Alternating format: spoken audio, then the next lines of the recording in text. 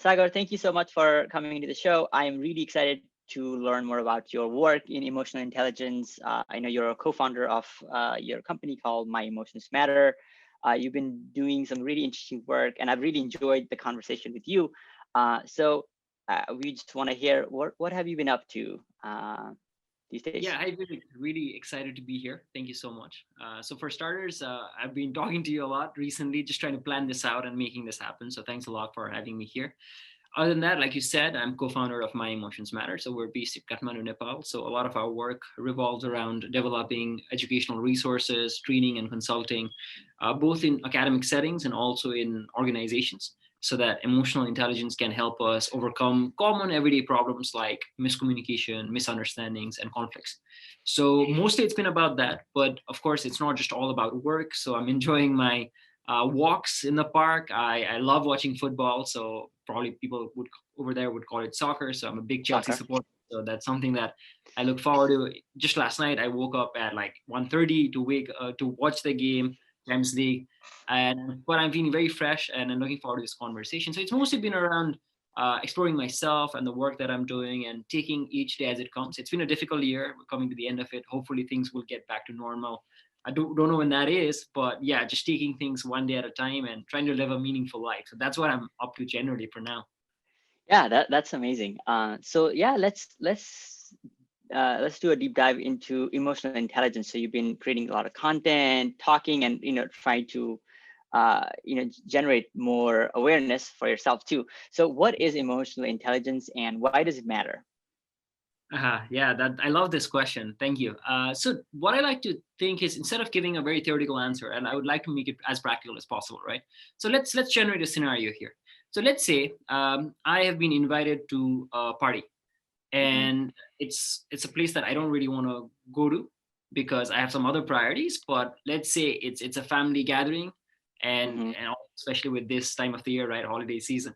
So Yeah. let's say I never wanted to go in the first place. I'm going because I somehow feel like if I don't go, my parents would mind and they would not really be happy. So I go there, right? A classic Hmm. Nepali situation where you go Yeah. and you realize that you've not really been there in that place in the relative's house for over a year, and you're kind Yeah. of anxious. You don't know how it's going to pan out, right? And then you Yeah. go there, and they see you right at the door, and the first thing the other person might say, the host might say, is, well, you've become a really big person, haven't you? Right? In a way, saying, in a very sarcastic tone, saying, you don't show up enough, and we're seeing you after a year. Where have you been? In a very stern tone, right? Yeah. Now, ideally, this is not what you want to be hearing, No. because now your mind is racing and having all these thoughts saying, wow, I never wanted to be here in the first place. And is this their idea of an icebreaker? Right? Right. Now, in that moment, what seems like a very small incident can have a big impact on how the next 2 hours will unfold in that place. Yes. Right? So now, what options do we have? One, I have the option of staying silent. So silent is, I know I'm feeling something, but I'm not really sure what it is. I try to suppress that, and I am fuming on the inside. I'm blaming myself for coming in the first place, right? Yeah. And Yeah. I'm talking away in the corner. I don't want to talk to anyone. That would be silence, probably. Right. Another way of maybe dealing with the situation would be what I call resorting to violence. So this could Hmm. be, I'm like, what the hell, man, right? This is not how you should be talking to people. So I'm going to Yeah. something back at the person. So I'm going to meet violence with violence. So I'm going to probably talk about why I've not come there. And it's because of reasons like this, where the person does not know how to talk, their idea of icebreaker does not make sense to us, and so on and Yes. so forth. But the problem Yes. with both these two approaches is it's going to affect your mood very negatively. And also, it's also going to have a bad, not so good impact on people around you. And it Right. probably going to set a negative precedent for the rest of the 2 hours and what was supposed to be a good family time together, right? Yeah. So I think. this, I think. yeah, Yes. Oh, sorry. No. I think the audience will really relate to this because we all just came through Thanksgiving dinner where here yeah, everybody is meeting the family, and some people are really excited about it. Some people are feeling nervous because they already yeah, know what's gonna come at them, yeah, and that scenario probably happened more. Uh, right. Actually probably happened a lot. So yes, so I'm super excited to kind of play this through and learn more about where EI applies. Yeah, so emotional intelligence would basically mean two terms, right? Emotions and intelligence. So it's about Yes. being smart with your feelings.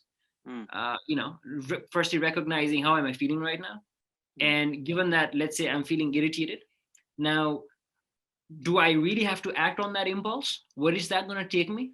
Or if I just mm, take a step back, try to label how I'm feeling right now, what are my mm. options? Right. One, we could just like tell them, there is a reason why we're not showed up in the last year, Mm-hmm. and that we're glad to connect with them, and just let that conversation be as it is. Or we could take a little bit of time and then to initiate a conversation with them, saying, what, earlier when I just like entered the house, you brought up this talk about how I've not been around for a year and that's been bothering you. So is it because you were really wanting to connect with me, and that because I've not been around, you kind of feel like maybe I don't value this connection at all, which may not be the case, right? So that Yeah. is connecting with your feelings, and you're also trying to empathize with the feelings of the other person, and trying to Yeah. go to a place where both of your needs can be met. Now that is a much better space to be in, right? 100%. And you're trying to do this not by merely deciding for the other person what they're feeling and needing, but you recognize that as a human being we all have feelings and needs. So with emotional intelligence, being smart with feelings means that you recognize that you're a human being with emotions.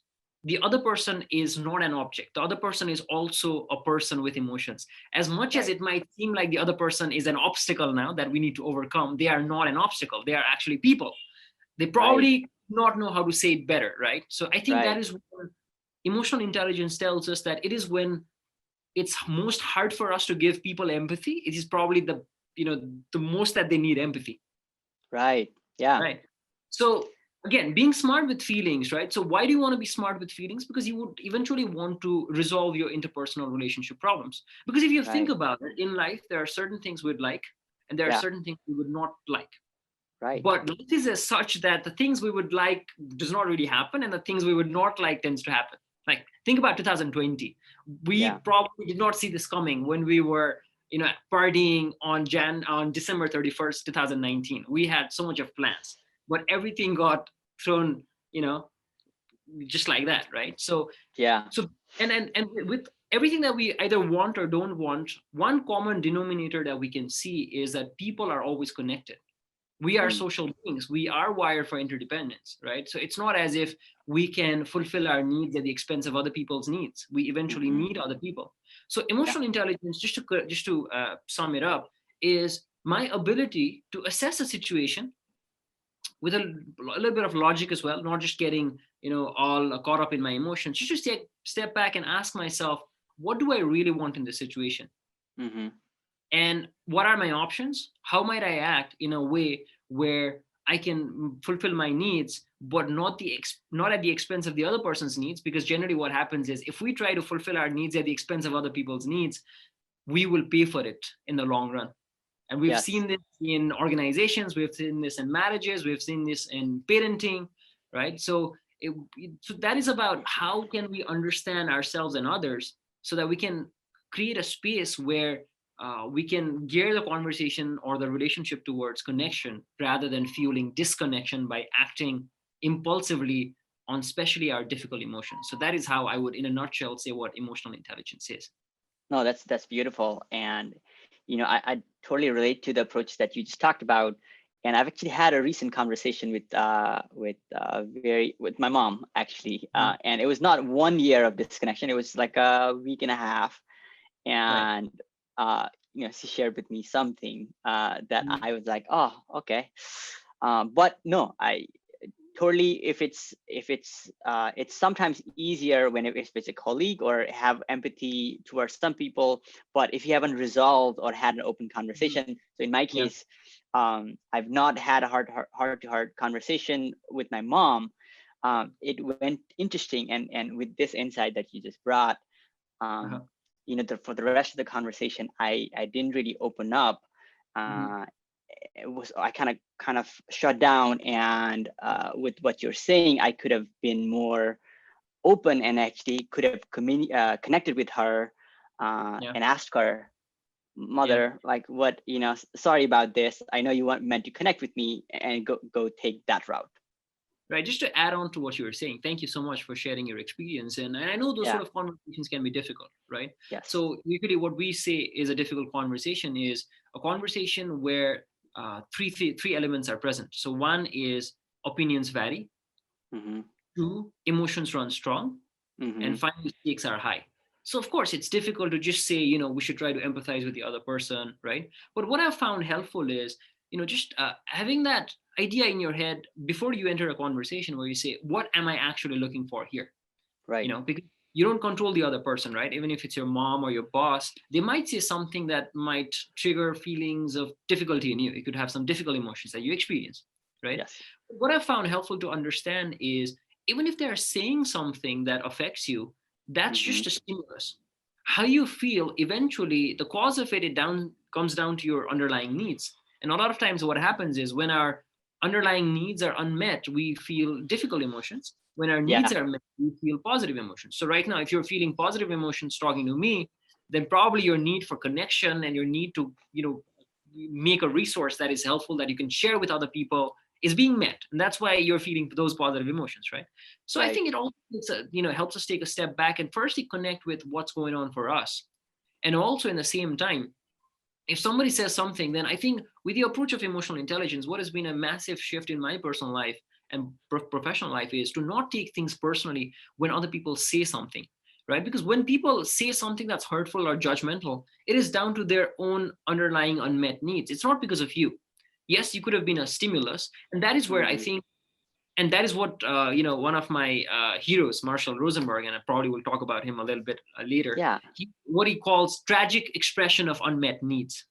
Yes. So coming back to what I was saying about emotional intelligence is I need, let's say I'm needing empathy from you. Let's say we're very good close friends, and let's say you've not really been in touch, and I'm wanting empathy and reassurance that this relationship still matters to you, Yeah. right? Mm-hmm. But what usually happens is if I don't take a step back and try to ask myself, what is it that I'm feeling and needing at this moment of time? There's a very good chance that I might just ring you up, or I might just send you a text. I might not even ring you up actually. I might actually send you a text saying, you know what, Vivek, I'm done with you, right? I don't Yes. care anymore because I can't just be the one, contributing to this relationship. Find Right. another. If you Right. look at what I did versus what I actually wanted, Yes. it's Very complete. different. It's Yeah. contrast, it's going in opposite directions. Yes. And And you made a strong judgment that I didn't want that connection with you, right, and right. it didn't open for an actual conversation, which is something that you wanted. Absolutely. So Yeah. notice how it was easier for me to say what's wrong with you rather than what I was needing. 100%. And this is where I think a lot of us struggle. Yes. And this is where I think if we could just have that mindset and the supporting skills. And when I say mindset, what I'm trying to say is me understanding that me saying this to Vivek will make it incredibly hard for him to empathize with me, which is actually what I want from him. Yes. I'm making it hard for you to give me what I actually want from you. So that is not being Yes. very smart with my feelings, right? So Right. since I Yeah. say emotional intelligence is being smart with feelings to resolve Yeah. our interpersonal relationship problems. So I'm curious, why do you think we have that default as like throwing strong judgment instead of Yeah. asking for need? Is it just we don't have the language? We're not trained to do that? What is it? I think we've been trained to operate in a domination culture Yes. where the default thinking is right or wrong thinking. So it's always about who's right and who's wrong. And usually in my consulting with organizations, I say this is if we're stuck in who's right, who's wrong, then we give rise to blaming and justifications. We're stuck in a cycle. It's not going to be helpful. Yes, you made a Yeah. mistake. I'm not saying let's not acknowledge mistakes when people make it. Yes, let's do that. Let's hold people to be accountable. Let's be accountable ourselves. Let's hold people to be accountable. But if we're stuck in who's right and who's wrong, it just gets us stuck and we're not going toward a desired direction. And this typical reward and punishment system that we've been brought up in, where our parents said if we did certain things we'd get rewarded, if we didn't do certain things we'd get punished. I think that has Yeah. been just the makeup of such society in general, right? I'm Oh not yeah. saying And teachers and bosses and anybody who respected. Yeah. right. They So all treated us with reward and punishment. if you So so you're if you saying really that. think about it, yeah, so if you're Uh, really thinking about it, It's like we've been brought up in a culture where we've thought of people as objects that need to be managed Mm. rather than human beings who need to be empowered. Mm-hmm. So I think that is where it comes from. I'm not saying this is not useful at all. I'm sure there are times when reward and punishment would be helpful, but Mm-hmm. I don't think that is the only strategy to meet our needs, our greater needs of connection and empathy and contribution, because these things can get in the way. So it's more to do with, Absolutely. trying to understand where people are at. So if I'm not happy with what you are doing, rather than saying Vivek is wrong, can I come from a mindset where I see, all right, Vivek has his own life, he has his own subjective reality. He is not an object within my life that I dictate around and I say you should do this, you should not do that, which Mm-hmm. renders him right or wrong based on my judgment of what Vivek is doing or not doing. But Yeah. rather, Vivek is a person in and of himself who has his own needs, objectives, and challenges.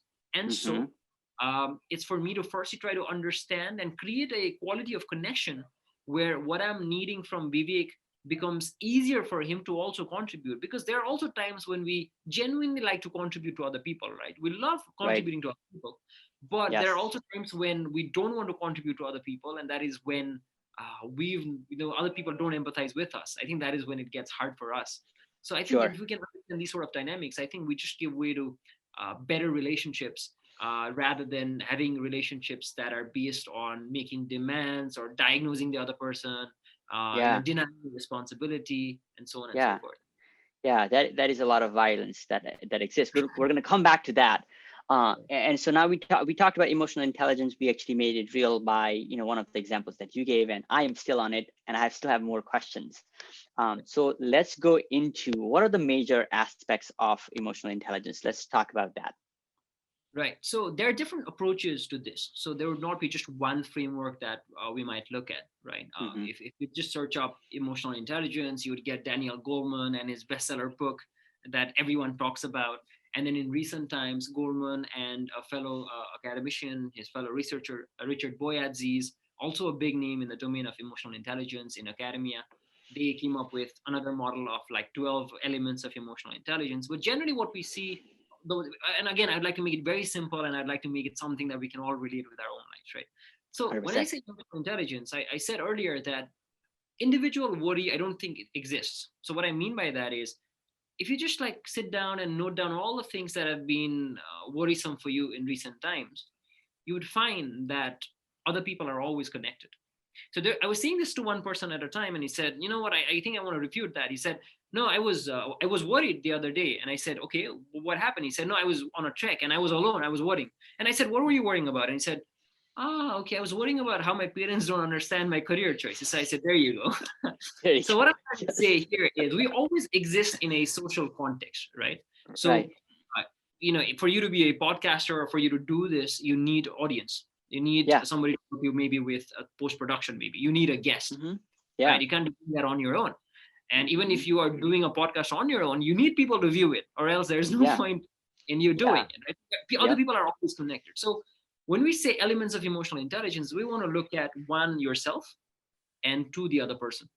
Mm-hmm. So these elements could be, so a basic framework could be one we could call self-awareness. So self-awareness simply is having a high levels of understanding of what emotions you experience, what Mm-hmm. caused you to feel that way, and just being able to Mm-hmm. label them, right? So for example, so if we go back, so I would want to keep a consistent example. So if you could just go back to the example with the relative, when the other person says that to me, so now, how did I feel? Did I feel irritated? Did I Mm. feel confused? Did I feel overwhelmed? Did I feel angry? Did I feel annoyed? Right? Did I feel frustrated? Did I feel enraged? Now, these are different sort of feelings that we have. One problem that I see mostly in people is we find it very hard to distinguish these emotions. It's Right. very hard, especially in Nepal. What generally happens is we think that the only negative emotion that we have is angry. So if you're down, so what might happen is, let's say you're feeling down, I'd probably come to you and say, Vivek, please don't get angry. And Yeah. now you're frustrated because you're not angry. You were probably hurt, Yeah. and I'm I'm not sad. understanding it, right? Because I don't have the vocabulary to guess how you're feeling, right? Yeah. Yeah. So that would be self-awareness. Now, with self-awareness comes self-management, meaning, so if I'm feeling frustrated at my relative, Mm-hmm. what is a way that I can manage my emotions? So what might be a best step forward? So self-awareness is knowing what I'm feeling.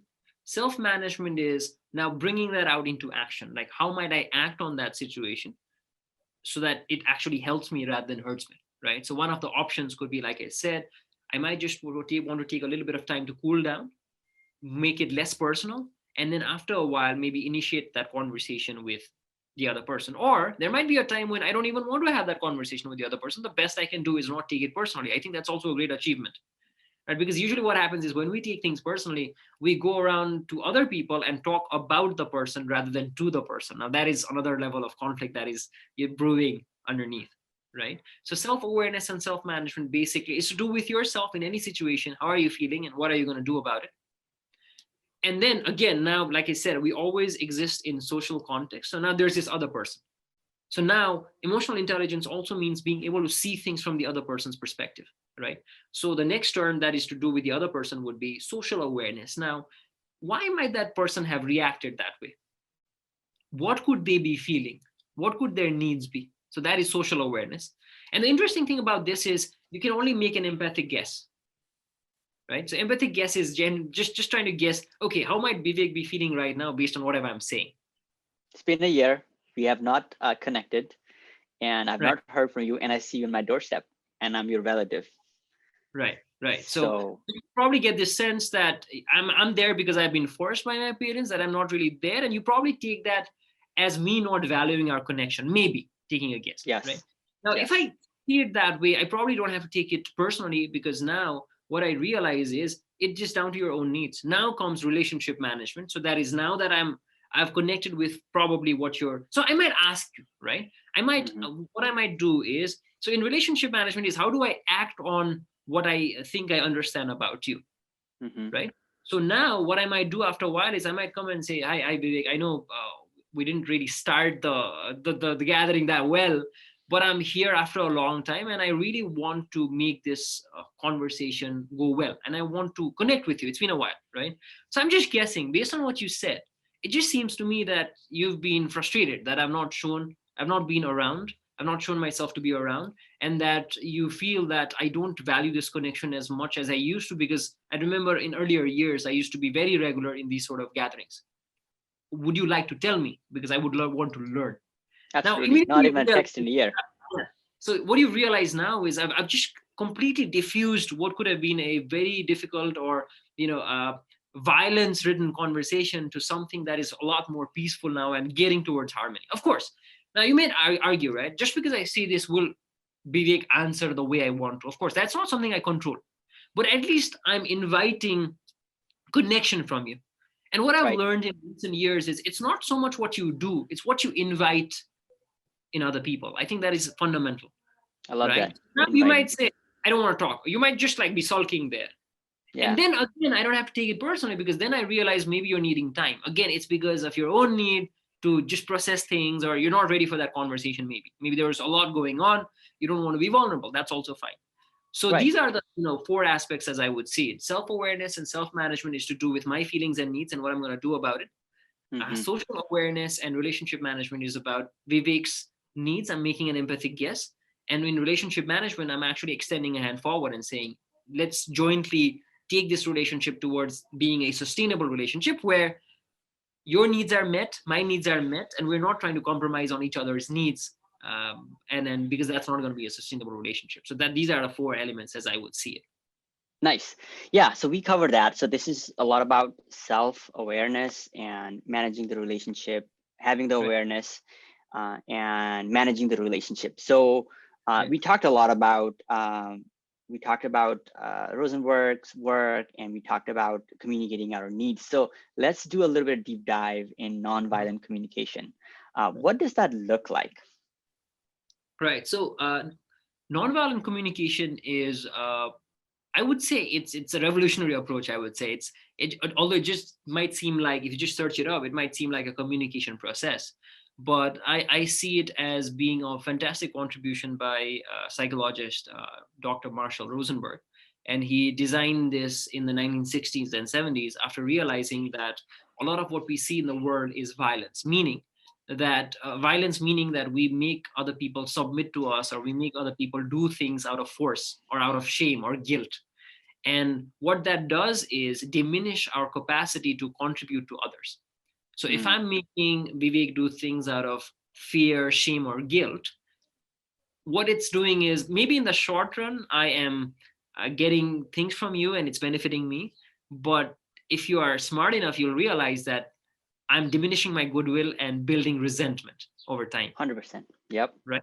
So Yep. nonviolent communication is an approach to relationship to maintain or have a harmony of sustainable relationship where two people can come together, see each other as people, and mutually express what is two things. One, what we say, what's alive in me, saying what am I feeling and needing, and then make a request to you, express to you what might you do for me that might help me get my need met. For example, so let's go back to the earlier example again, right? So Vivek and Sai. So let's go to the other example that I gave. The second example is I'm needing connection from you. I'm needing assurance from you. I'm needing empathy from you because I really value our connection, right? But what I've noticed is you've not returned my calls for, let's say, 2 weeks, right? Yeah. So we start with what happened. So that is what we would call an observation, right? So generally what happens is we have judgmental thoughts. And what NVC says is judgmental thoughts are nothing more than just an expression of your unmet need. So if I say, how can Vivek be so selfish? Yeah. There's a judgment there, right? There's a judgment. Yeah. So strong one. Yeah. So the first question that Marshall Rosenberg in his NVC framework would ask you to do is, okay, so you've had a judgmental statement. That's fine. That is data, right? Now let's go deeper. Let's ask ourselves, what exactly did Vivek do that is making me render him to be a selfish person? So my answer to that question would be, he has not returned my calls for over 2 weeks.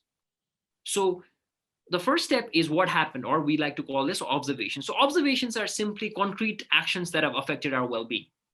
Now, although the way I'm saying it might make it sound like it's incredibly easy, this is where a lot of people struggle, especially in our sessions. It's very hard for people to make an observation versus making an evaluation. Because we've been so used to judging a situation right away, it's very hard for us to take a step back and separate facts from our interpretation of facts. So one example of this could be, when you say it's 30 degrees Celsius, it's an observation. But when you say it's so hot, it's an evaluation. 100%. So when I'm saying Vivek is so selfish, it's an evaluation. Yes, that's a strong judgment. What's an example of a subtle evaluation that looks like an observation? Well, wait, now I have to think of one right away. Yeah. Strong. Yeah, maybe we can both think. I can just think of strong judgments, right? But maybe I'll just share with you. Let's see if any subtle comments. Yeah. Well, one thing I can think of is Vivek has changed over this last year. Yeah. It sounds good, but it's still an evaluation. Yeah. Right. I guess I've just been able to think of one very subtle judgment. Is I'm talking to my partner, and I say, "You don't listen to me." That's an evaluation. Yes. Now, what could be an observation that led me to evaluate that way? It could be that when I'm talking to her, she's using her phone. Yes. So when I see her using the phone, that is an observation. My judgment is she's not listening to me. That's a great one. Yes. Right. Yeah. So now the problem. Now what NVC is trying to tell us is, and because I like NVC so much because it's all emotional intelligence 101. Right. So what NVC is saying is, if I approach my communication with you saying, you know what, Vivek, you're so selfish, you're so full of yourself, it's going to make it hard for you to empathize with me. Right? 100%. Yeah. So how I want to approach that conversation is, at least not just in terms of verbal communication, but in my mind is, okay, Vivek has not returned my calls in 2 weeks. So that's an observation, right? Yes. Now, because of that observation of what happened, now what am I feeling? So what are a few emotions I might feel? So I might feel concerned, or I might feel agitated. I might feel frustrated. I might feel worried, annoyed, whatever, right? Yeah. So again, now this is one of the most interesting parts of NVC that completely shifted the way I understood myself and my interpersonal relationship is. Yeah. Have you noticed how, let's now take a third example just to make it even more clear, right? Yes. So let's say Vivek and I are supposed to go somewhere. We made a plan, Yeah, right? We're both excited. Now, I'm eager to go, and we've been planning for this for 3 months. Vivek, you called me just the night before and you apologize. You say, I'm so sorry. My wife's parents are coming over and they're coming all the way over from Nepal and I just can't make this happen right now. Can I we cannot go reschedule? disc golfing with you. Right. How might I feel? Betrayed, Something negative, something difficult, something negative. Like I would have a negative interpretation. angry. Yeah, Right. yeah, angry. Like, why did you do this last minute? You always do this. Right. It's You a always good one. frustrated, right? Yes. But let's tweak the situation a bit, right? Right. Let's say we've been planning for this again for 3 months. I'm equally excited. You're equally excited. Now, something happens in my house. Now I have to cancel. Mm, Right yes. now, I'm worried. I don't want to text you because the three other times you've canceled. I've been very harsh on you. Right. Yes. But Yes. as I'm contemplating, how do I text Vivek? Oh my God, it's just the night before we're supposed to head out. Right. You text me first saying, Sagar, you know what? My parents-in-law are coming over. I can't do this right now. I know you will hate me again for ditching you again in the last moment, but can we reschedule? Right. How might I feel now? Might it be You're different? you're relieved. You're I'm also you're relieved. You might also feel empathy, like, oh, like, right. yes, Exactly, right? So yes, how could it be that it was the same situation, the same stimulus, but I felt differently in two different situations? It was because my underlying need was the cause of how I felt, not what Vivek did. right, What Vivek did was the same thing in the same two situations, right? Those were the right, stimulus. So yep, what Marshall teaches us in NBC is to always separate stimulus from cause. Yes, you mm, were the stimulus, you canceled, but how I felt was because of my underlying need. In the first instance, my need was for recreation and trust that you would value this as much as I'm valuing this, and we would go out and have fun. But yeah, in the second instance, my need was for you to understand that I can't make it this time and I'm not trying to get back to you. And I don't 100%, want yep, you to go with someone else as well because I want to have fun with you, but we just want to be yes, rescheduled, right? yes, So what NBC taught me was always connect your feelings with needs, right? So even if I'm having like judgmental thoughts about myself, it just means that some of my needs are not met. So this suddenly became a much more healthy way to reflect. So I could just tune 100%, in and say, wow, I'm having some judgmental thoughts. So what might have happened is after the end of this podcast, I might just have this thought, you know what, you didn't speak that well. That's inner yeah, voice, right? yes, And so now I want to ask myself, what is an observation? Like, is it grounded in reality? First question. So observation helps us make sure that it's grounded in reality. yeah, And it helps us connect with our feelings and needs. And maybe one of my needs was maybe there were certain things that I had planned to share. I did not share them. That's why I felt this way. So my need mm, was to contribute in a way that felt authentic and meaningful to me, which was not met. So yeah, now, the next step, the final step of NBC is a request. That is, once I've identified my needs, now what is a small actionable thing that I can encourage the other person to do so that my needs can be met? So I might request you, Vivek, you know what, I can't really make it this time. Can we reschedule it? Or right, in the other instance with my relative, I really want to connect with you. It seems like you're upset. Would you be willing to tell me how you're feeling? Right? right, Notice it's a request and not a demand. yeah. And what does that look like for? I was very curious about Yeah. the self one. Like, if you felt like, oh, this podcast episode you didn't get to share, Right. you might what? Yeah, you might just make an request. To myself. Let's do, Right. yeah, to yourself. And Right. what would that sound like? So one simple example of that could be maybe you might want to shorten out the things that you would like to say because you already had a lot of things that you wanted to say, and as a Mm-hmm. result, you do not have enough time. So from next Right. time, you probably want to scale down on the number of things you want to say so that you're happy with the level of Yeah. contribution that you get at the end of it. Now that's a much more healthy way of navigating a situation, right? 100%. Now, Yeah. so when I request Vivek and say, can we reschedule it? What might happen is you might say no, right? You might say, you know what, I'm going. This I don't was a know. I one-time don't care offer. if you can't tag. Yeah, yeah, I don't care if Yes. you can't tag along. Right? Yeah. So with non-violence communication, what we're saying is forcing people to do things for our sake is violence because over time it builds resentment. You want to Right. create a condition where other people want to give you what they want, what you would like from them. So what it also taught me about rejection and hearing a no is the tiny little word called no that we are so afraid of is just someone's way of saying whatever strategy, what we generally call a way to fulfill a need is what we call a strategy in NVC terms. So when I Hmm. said, can we reschedule it, is a strategy to meet a need, right? My Hmm. need for connection with you and to have fun with you, a strategy to meet that need is for you to postpone it. I'm asking you. So few, Right. just so it's clear with the viewers, few other examples of strategy is for me to watch Chelsea is my need for recreation. So watching Chelsea play is a strategy. If I go Right. play football, it's a need for maybe it's a strategy that fulfills a need for maybe staying healthy or connecting with people, right? Doing this podcast is a strategy to meet our underlying needs. Maybe your need is to create content, share it with the world. My need is to share what I know, right? So that is what happens, right? Yep. So generally what we find is, so how do we know if it's a need or a if it's a request or a demand? A simple answer to that is watch what the speaker does when the other person says no. We generally find that a violent ways would be one of two ways. One is you say, you know what, Vivek, you're such a terrible friend. I've been there for you all the while, and now one time I ask you to postpone it, you don't want to do that. So you're Right. pushing the person out, That was a right? demand. That was a strong demand. That was a demand, right? And although the way I said it might looked at as if as I was making a request, right? And now Hmm. I might not do that. I might not actually come very strong. What I might actually do is I might say, you know what, Vivek, I understand, but now my body language is showing that no, I'm not happy with what you're doing, right? So I'm actually laying a guilt trip on you. And now you're like, Sarah, are you fine? Are you comfortable? Are you really sure that you're fine with me going? Like, yeah, go. So Yeah. I'm actually laying a guilt trip just so Right. that you do as I would like you to do.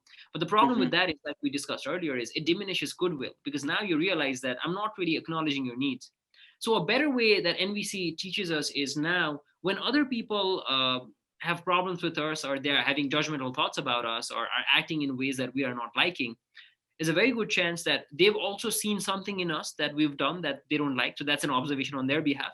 They have Hmm. certain feelings and needs that come from their underlying needs.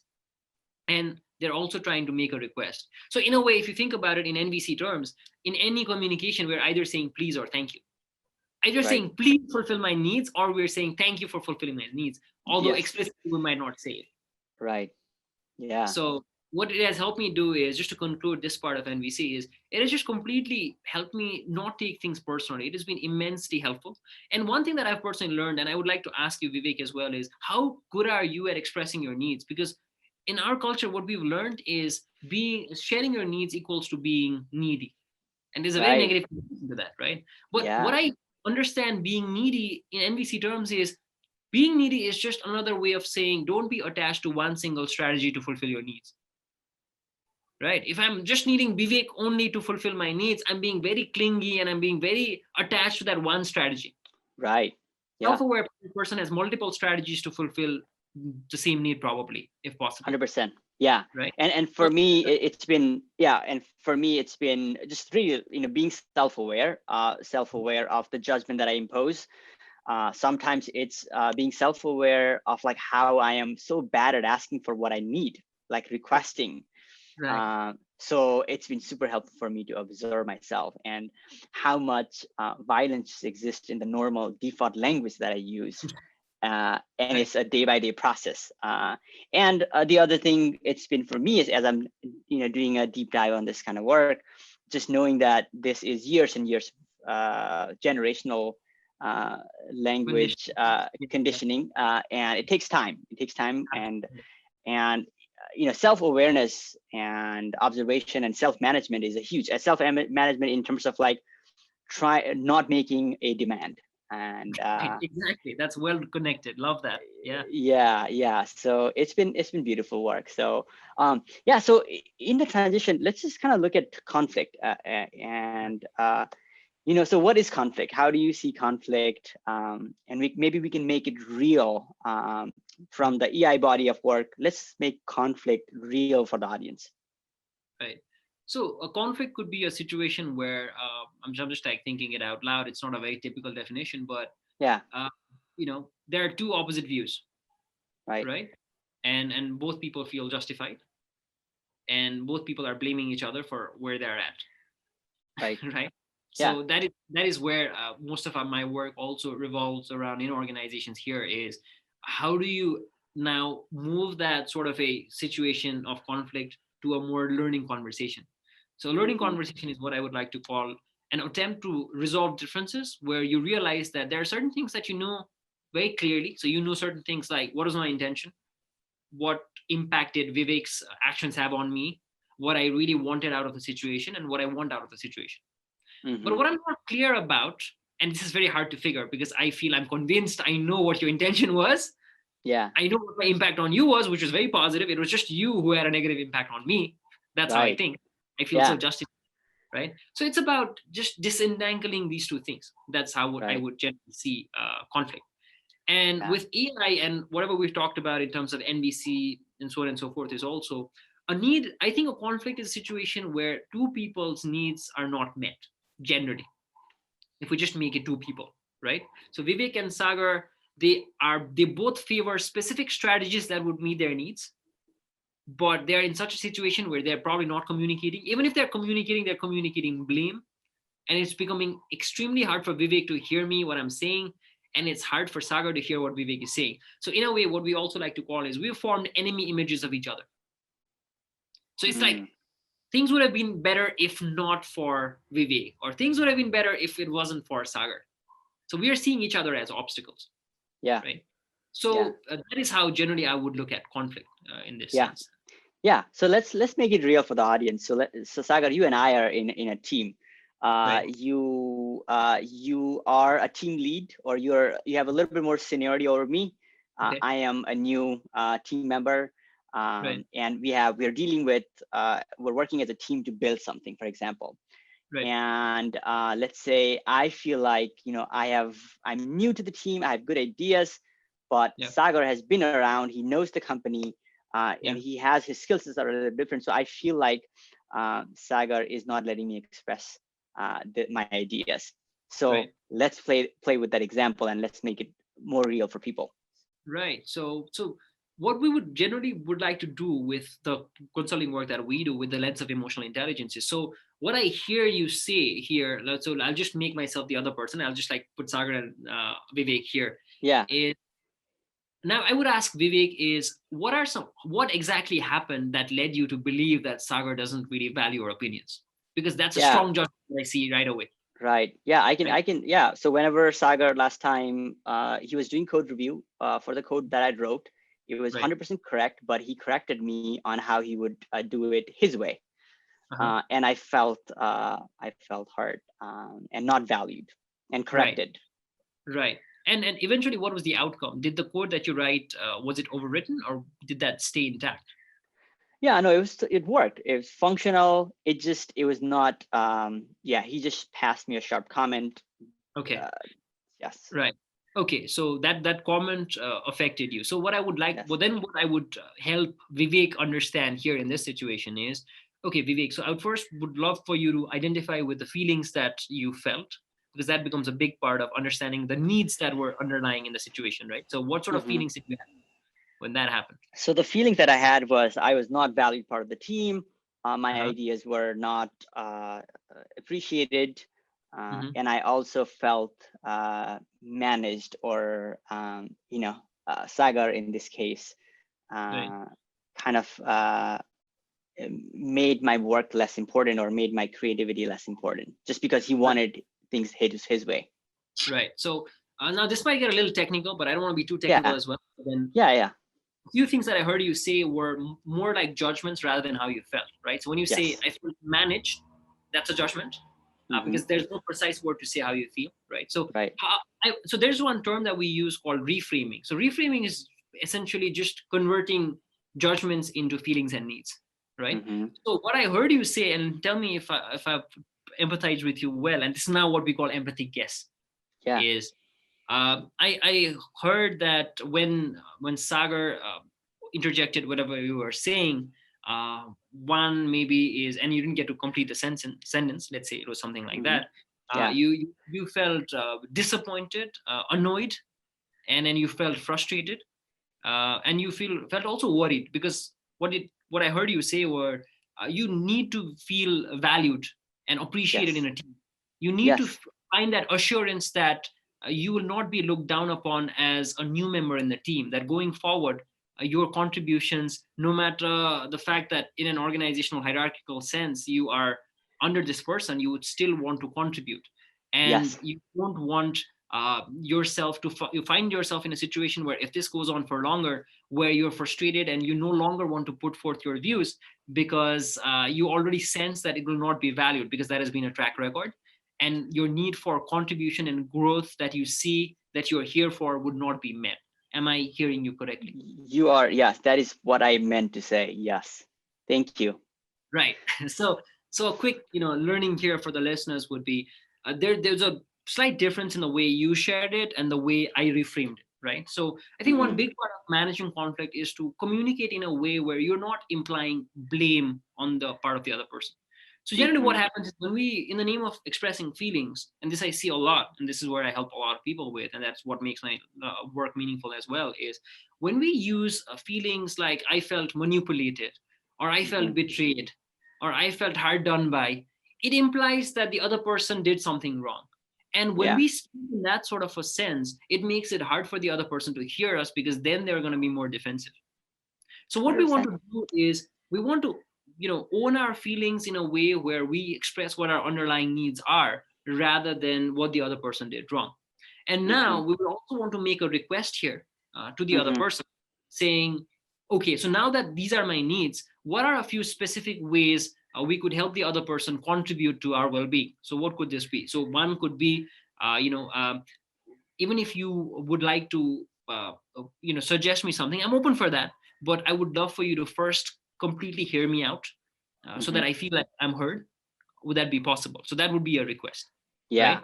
It's not as easy as we are saying this here to be, and that's why it's a difficult conversation. But also, I just want to quickly add, I'm sorry if I just interjected there, but it's No. also understanding that it's equally true for the other person as well, because we feel so justified in our story, right?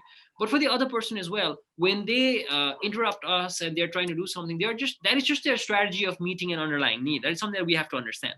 Right. And we might feel like their intention is to demean us, but that might not necessarily be true. That is something that we are making up. So there's this, and it's also a matter of what their feelings were like and what they were going through in that situation and what they would have also liked us to do in that situation, right? So we move away from how we started today's podcast, from moving away from the right and wrong thinking, because then if we are stuck in who's right who's wrong, for you to be right I will always have to be wrong, and for me to be right you will always have to be wrong. We're stuck.